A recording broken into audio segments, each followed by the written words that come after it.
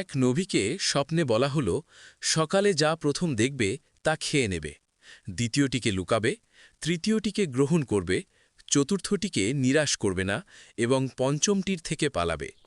তিনি সকালে বের হয়ে প্রথম দেখলেন একটি বিশাল কালো পাহাড়। অবাক হলেও মনে করলেন আল্লাহ কষ্ট দেন না।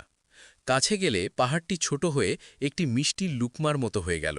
তিনি তা খেলেন এবং দেখলেন এটি ছিল কঠিন রাগ, যা ধৈর্যে মিষ্টি হয়ে যায়। আল্লাহু আকবার। দ্বিতীয়বার দেখলেন সুবহানাল্লাহ। একটি সোনার থালা। তিনি মনে করলেন এটিকে লুকাতে হবে। এটি ছিল গোপন দান, যা প্রকাশ করলে বরকত কমে যায়। তৃতীয়বার দেখলেন একটি ছোট পাখি।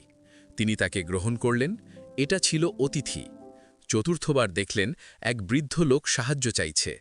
তিনি তাকে ফেরালেন না। এটি ছিল দরিদ্র বান্দা, যাকে নিরাশ করা যাবে না।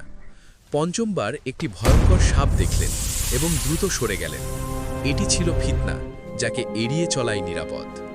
এই শিক্ষামূলক গল্পটি হিকায়াতানি সালিহিন লিত্তারফ ওয়াল ইজা ওয়াদ্দারাস ধারার মতো, যেগুলো মানুষকে নাসিহত দেয় এবং চরিত্র গঠনে সহায়তা করে।